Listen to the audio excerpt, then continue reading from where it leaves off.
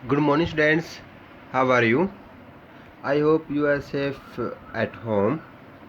Students, जैसे कि आप जानते हैं कि कोविड-19 की वजह से जो है अब स्कूल जो है ओपन नहीं हो पा रहे हैं। वो हमारी सेफ्टी के पर्पज़ से जो है उनको ओपन नहीं किए जा रहे, बट हमें अपनी स्टडी को जो है ना वो कंटिन्यू रखना है। तो इसका ऑनलाइन जो है मीडियम सबसे बेस्ट जो है वो हमारे पास ऑप्शन है। जैसे कि आप जानते हैं कि हमारी जो समर वेकेशन हुई थी उससे पहले हमने हिस्ट्री के ज्योग्राफी के जो है हमने 4 लेसन जो वो कंप्लीट कर लिए थे। अब जो है हम हिस्ट्री का फर्स्ट लेसन जो है वो आज स्टार्ट करने जा रहे हैं, जिसका नेम है where, when and how. Students, इस चैप्टर के अंदर जो है हम इंडियन हिस्ट्री यानी कि जो इंडियन हिस्ट्री के बारे में जो हम स्टडी करेंगे।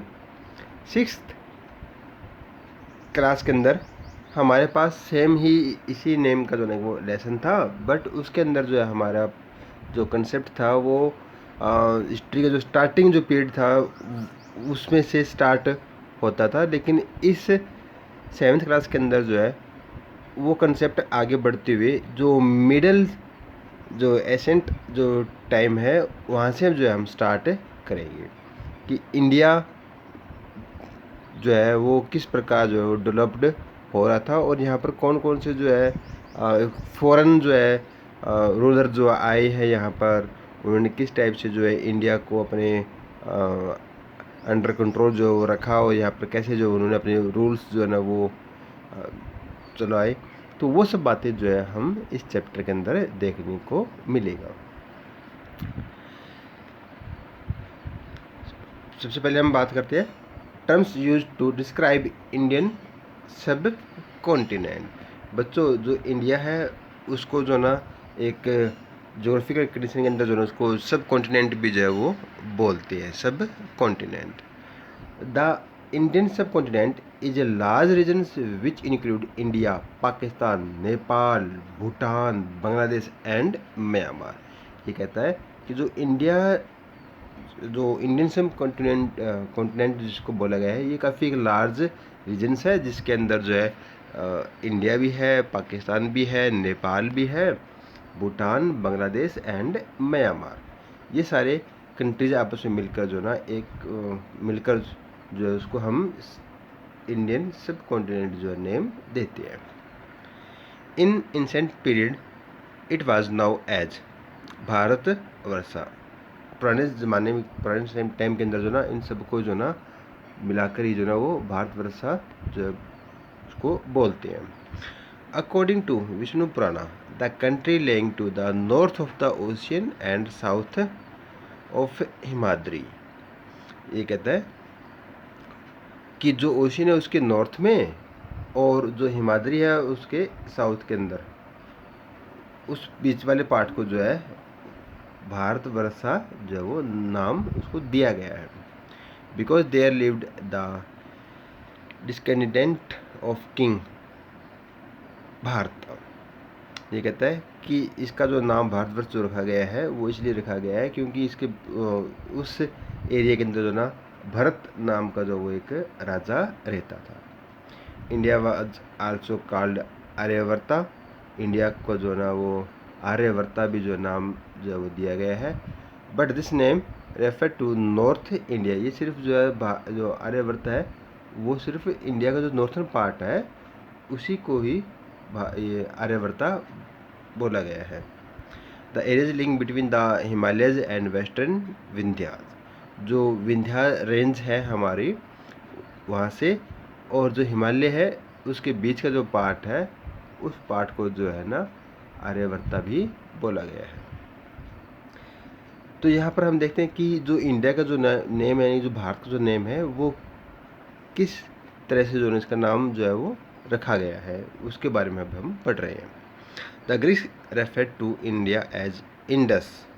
जो ग्रीक के जो लोग थे वो इंडिया को जो है वो इंडस नाम से भी जो है पुकारते थे। In the 13th century Minhaj i Siraj in a chronicle mentioned the construct of Hindustan by Mohammad गोरी।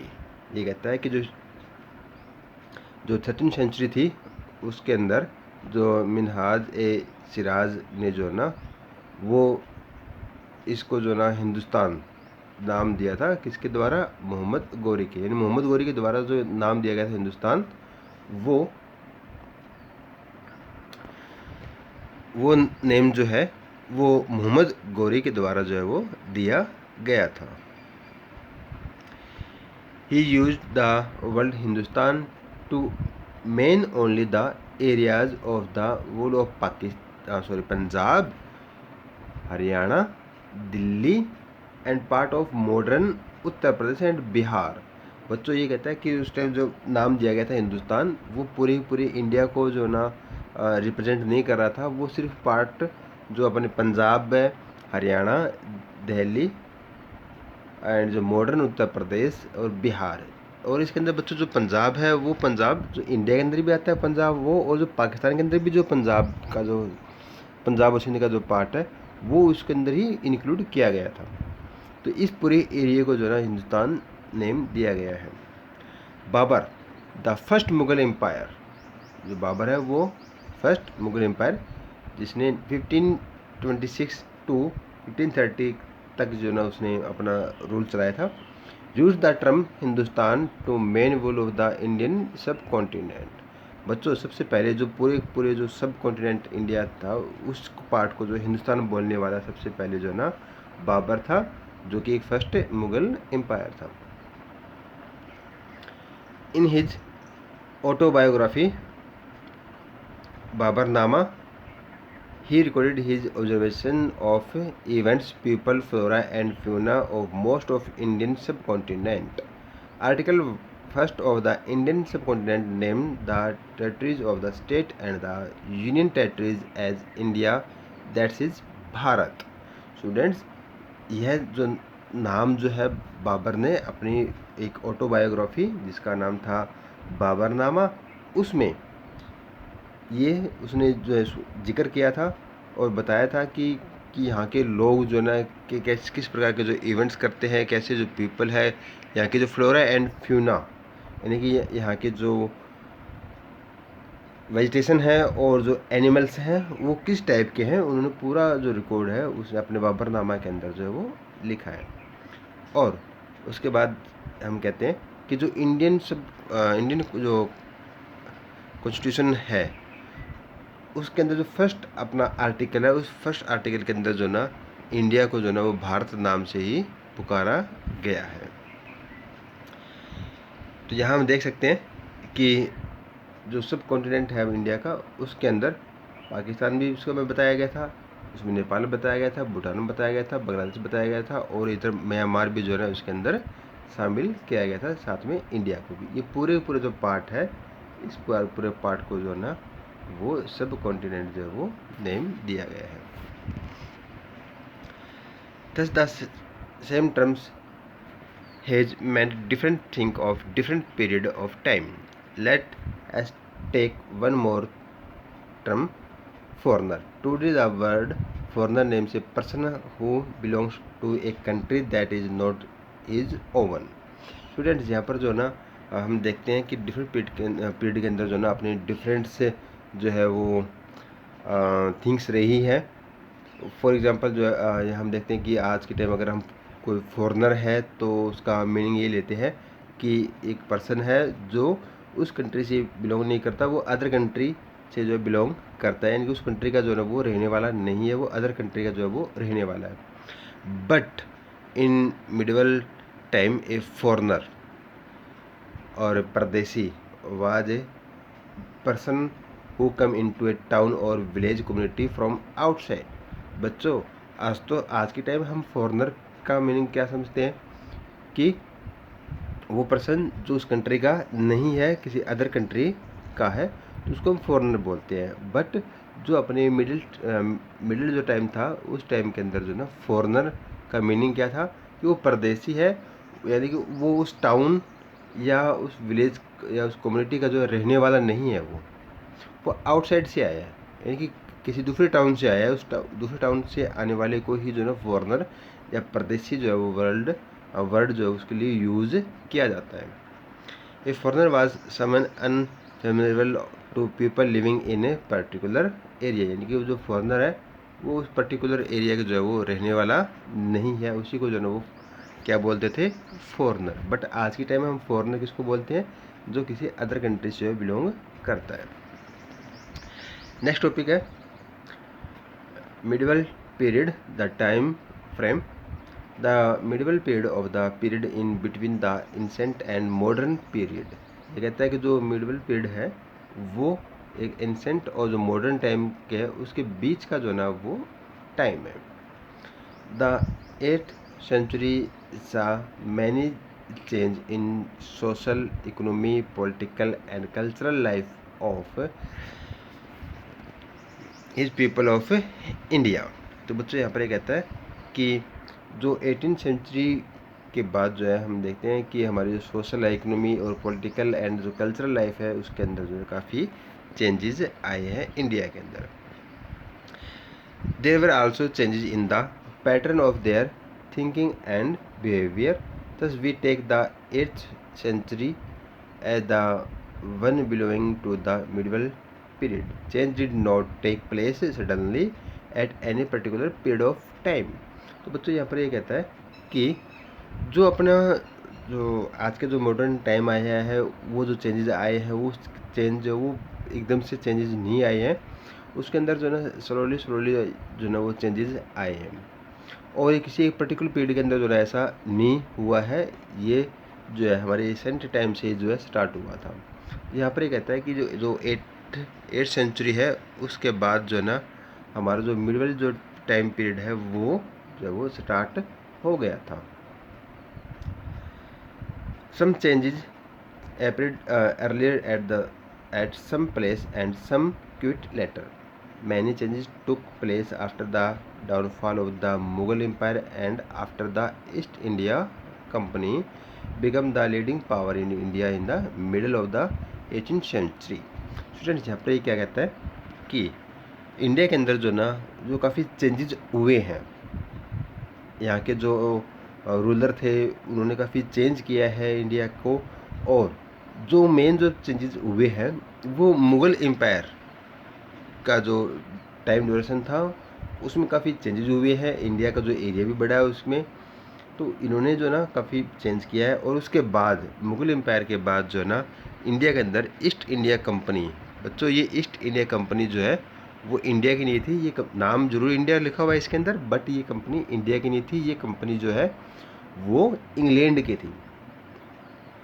इंग्लैंड के अंदर जो है वो स्टार्टिंग में ट्रेडर ही इंडिया के अंदर जो है वो एंटर करते हैं और वह यहाँ पर वो ट्रेड करते हैं, और धीरे धीरे जो है ना वो ट्रेड करते हुए यहाँ के जो रूलर्स थे यानी कि जो किंग्स थे उनके साथ मिलकर जो है वो इंडिया के अंदर जो है अपनी पकड़ मजबूत की। और उसके बाद 1857 के बाद जो है इस कंपनी के से जो है ना जो इंग्लैंड ने अपने अंडर जो है कंट्री को कर लिया था। तो बट सबसे पहले जो है इंडिया के अंदर जो है मुग़ल एम्पायर के बाद जो है वो ईस्ट इंडिया कंपनी जो है इंडिया के अंदर जो है वो एज ए रूल जो है वो यहाँ पर काम किया उसने।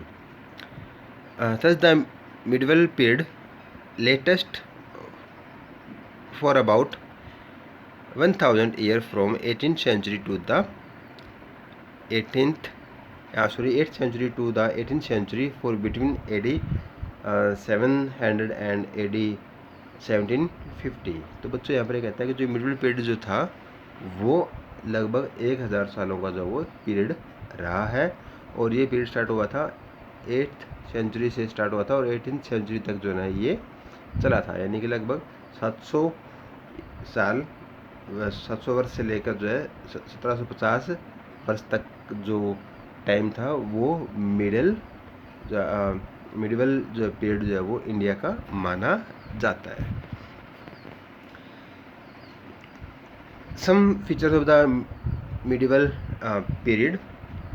The medieval period is divided into early medieval period and later medieval period. The early medieval period latest from 18th century to the middle of the 13th century. The later medieval period extending from 13th century to the 18th century. बच्चों यहाँ पर कहता है कि जो अपने medieval जो period है उसको जो है ना 2 पार्ट्स में डिवाइड किया गया है। एक जो था अपना अर्ली मिडिवल पीरियड और एक था अपना लेटर मिडिवल पीरियड। ये 2 इसको पार्ट्स में डिवाइड किया गया था। जो अर्ली मिडिवल जो पीरियड है वो लेटेस्ट फ्रॉम 8th सेंचुरी तक जो उसको माना जाता है, और ये जो 8th सेंचुरी से जो ना 13th सेंचुरी तक जो है इसको माना जाता है। और उसके बाद जो है उसको एक्सटेंड किया गया था, जो लेटर जो मिडिवल पीरियड है उसको एक्सटेंड कर दिया गया, और ये 13th सेंचुरी से लेकर जो 18th सेंचुरी तक जो है ये उस मिडिवल पीरियड को माना जाता है। उसके बाद जो मिडिल पीरियड है उसके अंदर जो है फॉरेन कल्चर्स जो है ना वो उसका काफ़ी इफेक्ट रहा है इंडिया के अंदर। थर्ड है many sources of reconstruction history, archaeological, epigraphic, numismatic and literary were available to us now. जो मिडिल पीरियड है उसकी हिस्ट्री जो हमारे पास जो है वो हमारे पास अवेलेबल है। हमारे पास ऐसे सोर्सेज हैं जिनकी मीडियम से जो ना हम उस एशियंट उस टाइम पीरियड को जो हम एनालाइज कर सकते हैं कि वो पीपल जो है किस टाइप से जो वो रहते थे। लास्ट है the rulers of the Delhi Sultanate and the Mughal rules come from outside and settled in India. तो कहता है कि इस ड्यूरिंग टाइम के अंदर जो ना जो इंडिया के अंदर जो ना वो आउटसाइड जो पीपल थे वो आकर जो है इंडिया के अंदर जो ना वो रूलर्स जो है बनते हैं, चाहे वो दिल्ली सल्तनत हो चाहे वो मुगल रूलर्स हो। तो ये थे हमारे features of medieval period. Students, next topic जो होगा हमारा वो होगा मेजर हिस्टोरिकल ट्रेंड्स, जो कि हमारा नेक्स्ट जो वीडियो आएगा उसके अंदर इस कंसेप्ट को जो है वो हम क्लियर करेंगे। तो स्टूडेंट्स आज के लिए इतना ही। Thank you, have a nice day.